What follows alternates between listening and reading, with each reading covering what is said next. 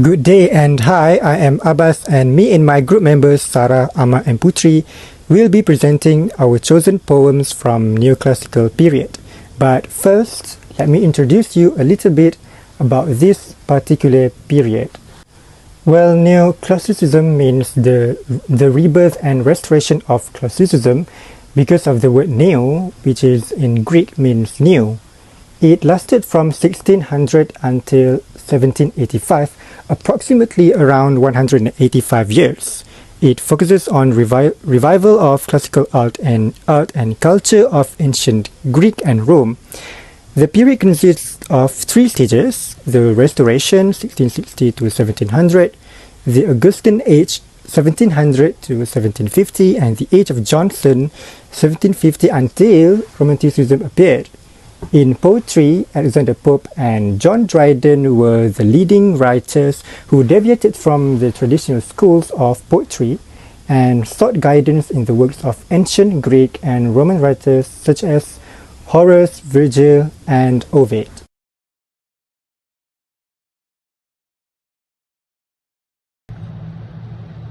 Before we dive deeper into the poem, let's get to know more about the poet himself. Okay, so the poet for this poem is John Dryden. So John Dryden was born on 9th August in the year 1631 in Aldwinkle, Northamptonshire, England. He was a British poet, dramatist, and a literary critic. He wrote the comedic play Marriage à la Mode, which contains the poem Why Should a Foolish Marriage Vow in the year 1672, and published it a year later, which is in the year 1673. He died on May 1st, 1700, and he was initially buried in St. Anne's Cemetery, but in the year 1710, he was moved to the Poets' Corner of Westminster Abbey, which is also the burial place of William Shakespeare and Charles Dickens. Now we have gone through the poet's background. Now we're moving on to the poem's historical background. Okay, so Marriage à la Mode is a very famous, well-known classic restoration comedy play, and the play was first performed in London by the Dux Company in the year 1673, which was charted by King Charles II of England at the start of Restoration era. Okay, so what is a Restoration era?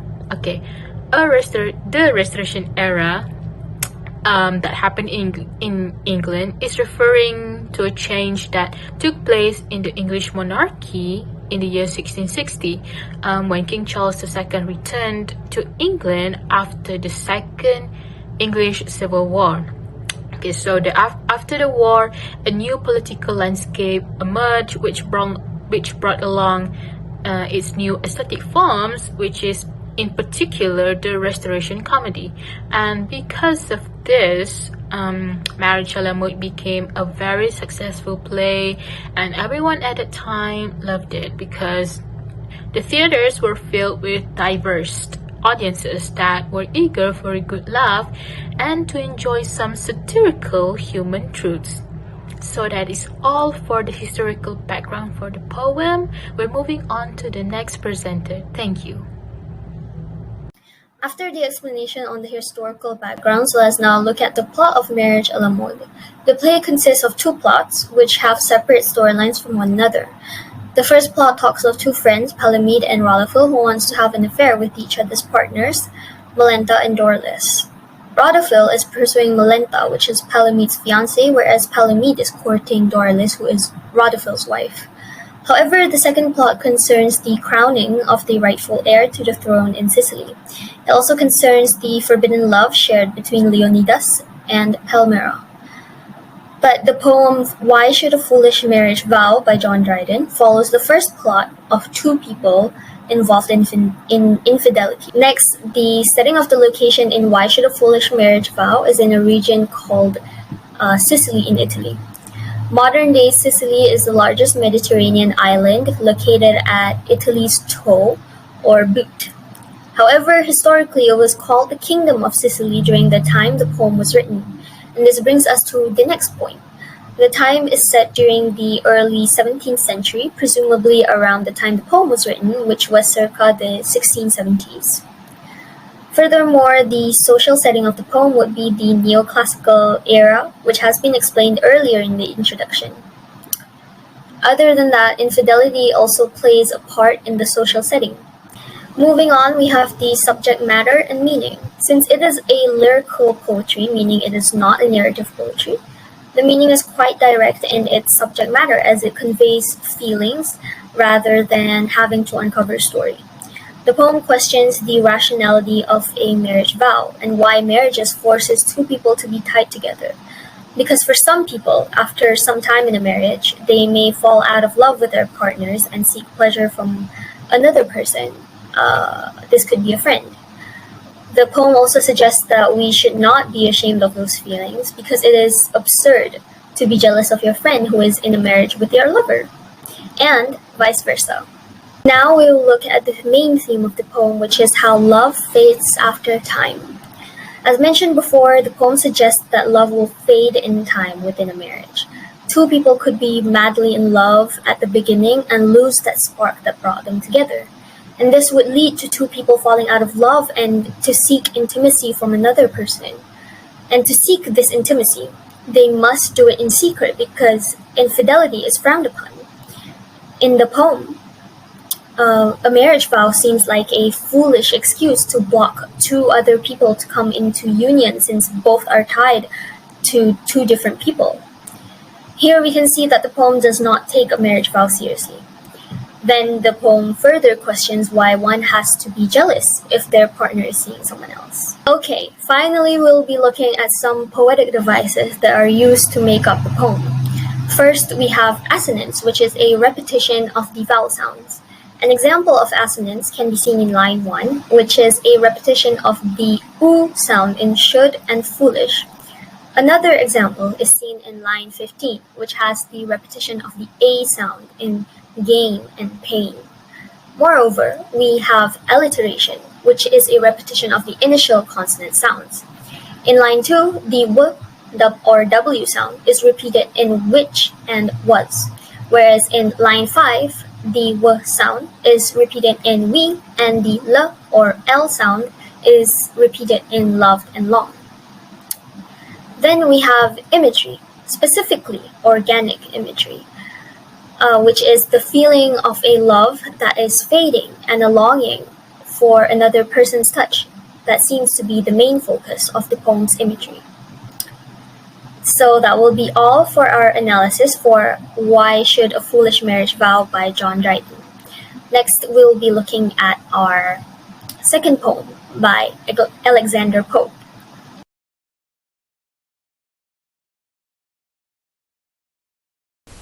The poet Alexander Pope was born in the United Kingdom's capital, London, on 21st of May 1688 as an English poet, translator, and satirist during the Enlightenment era.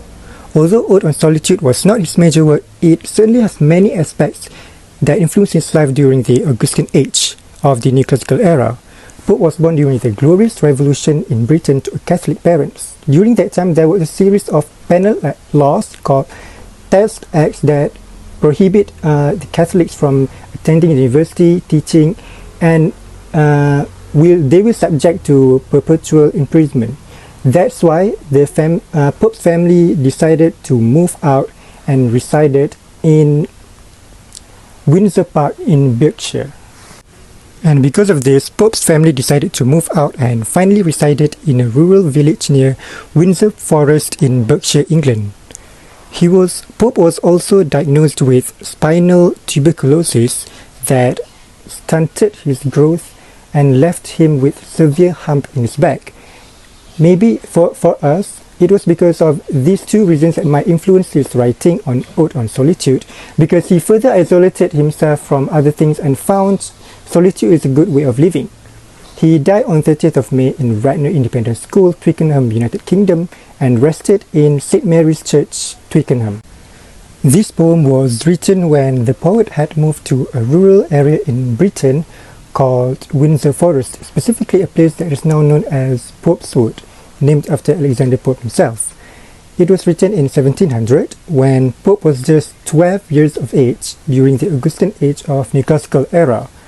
It was at the time in his young age that he began to picture a solitary lifestyle of a farming man, using Windsor Forest as the idea of the setting. The poem describes the everyday life of a farmer in a rural farm area living alone in solitude but have enough to cater his life. This is like a picture of living that we think the speaker wants, which is living in a quiet and peaceful area alone, doing his own job, not minding everyone else's work, and just providing for himself. That place has probably elevated Pope's imaginary where the farmer lives with herds, fields, and trees. Besides that, suffering from tuberculosis would also influence the poet to think that living in solitude would be a good way of spending the rest of his lifetime, and he interprets it with the point of view from the speaker. Hello everyone, Amma here. Okay, so let us begin dissecting the poem by first learning the subject matter and meaning of Ode on Solitude by Alexander Pope. Okay, so the poem describes beautifully the deep desire of the speaker to spend the remaining of his life in solitude. Solitude is the state of being alone. So he found solace, he found joy and comfort in the state of solitude because he has everything he needs. He has milk from his cows, and from the milk he can make bread, and he even has meat from the cows, and he can make attire, clothing from the wools of his sheep, and he can make fire to keep himself warm at night from the branches of trees. So he has all the basic needs to keep on living. So he may not be living a luxurious life, he may not be rich, but how do we define rich? Rich is the contentment in the heart. So his heart is content, his heart is full. He has everything he needs, he's happy. So he doesn't need anything else, he doesn't need anybody else even. And at the end of the poem, he declared his wish to live and die in oblivion. Oblivion meaning he is fine being unnoticed, unremembered, insignificant to the world, because he's fine with that. He is happy. So some people are like that. So we should not question his happiness. We should never question anybody else's happiness. So now we will be looking at the theme of this poem, which is solitude leads to happiness. Throughout the poem, the poet has been describing the loneliness yet satisfied man who lives in a farmhouse with few acres of land, cow, fields, and shady trees. It is this life that the speaker wants, truly being with oneself, without acknowledging the bustling life with other people. For the speaker, we think being in solitude is a self-contained life that a man should be thankful for, because nobody will put pressure on him. He can do whatever he wants, he can have everything in the circle for him, and all done by himself, but it's truly worth it. With a mix of both hard work and calmness, this satisfaction might be what the poet Alexander Pope felt when he lived in a rural area after moving out of the city. Being alone provides the freedom that a man can finally have, just like a description of Pope's era when a Catholic person cannot do many things, thus forcing them out of the city. Living in a rural place, it is easy and convincing for them to pull off their daily routine. For the speaker, we think that he thinks a man's life can lead him to happiness if he just focuses on his surrounding, relies more on himself, and not feels pressured by other people's lives. And because of the happiness it gives to the speaker, he finally comes to the conclusion that he wants to live this sort of life forever until his death. As mentioned in the final stanza of the poem, the speaker does not want everyone to know his existence, during his days on earth and also when he is dead. The speaker brings this contentment until he does not even want people to mourn at his funeral. So let's proceed with the settings. First, the time setting of the poem, which is in the early 18th century, or specifically in the year 1700 when this poem was written. And next, for the location setting of the poem, is at a secluded farmhouse in acres of inherited open land. We can derive this from the diction of the word paternal, which indicates that this open, massive land was inherited to him. And we can tell that he has herds of cows and flocks of sheep.